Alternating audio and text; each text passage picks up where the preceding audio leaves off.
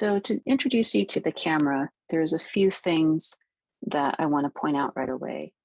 One of which is that this camera is a mirrorless camera, which is different from an SLR or DSLR in that while the light still goes through the lens and hits the image sensor at the very back of the camera, usually what we can see is that with a DSLR camera, that the light actually hits a mirror first that then reflects and lets you see through the viewfinder. So typically mirrorless cameras are a little bit lighter, but they still have lenses that you can take off, remove, and change around. And we'll just be giving a little tour today of what the parts of the camera are. And so let's go ahead and get started. I have the interchangeable lens. I have my hot shoe mount for my flash. I have my on and off switch. I have my exposure compensation. I have my programmable and exposure modes. Primarily in this class, we're going to be using manual. Yeah, there's a lot of things in your camera or features of your camera that will take a little bit of exploration and some reading of your manual. Now, if you're like me, you probably just want to jump in and start using your camera right away. And until you run into a roadblock, you typically don't go exploring. Now, this camera has both an electronic viewfinder, meaning it's not optical, because this is a mirrorless camera. This camera has a detachable lens, and I can see what kind of lens I have. I've got the brand of the lens. I've got the kind of the lens as well as the range of what my aperture settings can be. I have the diameter of the thread size that I need if I'm going to put on a filter, and you can see I have here black and white, UV haze filter, primarily just to protect my lens from getting cracked or from the elements. But if I have my camera off, I'm going to look for, let's see, along the edge here. Here we go. There's a little button here. I'm going to press that down, and I can, not from this side, but actually from the base of my lens, I can unscrew it and detach it.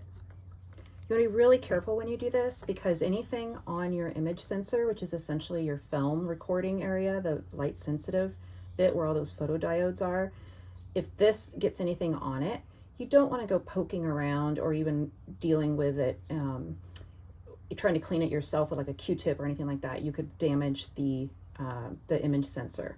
But this is where the light gets recorded. So on a mirrorless camera like this, the difference between a single lens and a mirrorless camera is that there's no mirror on the inside to flip up and allow me to see optically what I'm going to be photographing through here, right?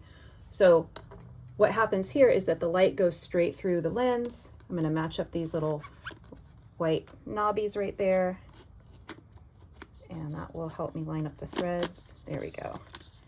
And then again, holding it from the base, I'm going to screw that on and make sure that it's nice and tight. Now this lens is a zoom lens. This lens goes from 24 millimeters to 70 millimeters. That is the focal length. Now, most of you have options on the back of your camera. AF usually means automatic focus. So I can switch between automatic focus, where I press the shutter release button here, and it tells my lens to go ahead and use the motors to focus the image. Or I can go manual, flip this guy over. Oh, there we go. And do it manually. So we'll learn the difference between those two things, as well as other kinds of focus or sharpness in our images, as we dive into aperture and depth of field and all of those things. Now, every camera is a little different. One of the things I really like about this one is that I can change the angle of the LCD screen which means that I don't necessarily have to always have it up to my face. You can see me right here trying to look at what I'm doing and lecture at the same time. Where am I pointing? Okay, here we go. I also have this dial here. Now, some of your cameras will have a dial for shutter and a dial for aperture. I don't remember which one is which. Let's see. Let's go ahead and turn it on. All right, so what I'm seeing here, I'm seeing my shutter speed, which is expressed in fractions of a second. So this is a 50th of a second. I see my aperture, which is f4. I see my ISO. And I see my, not necessarily my light meter, but I do see where I am on that range of my light meter. These are my apertures. Now watch that -2. See if that actually changes at some point.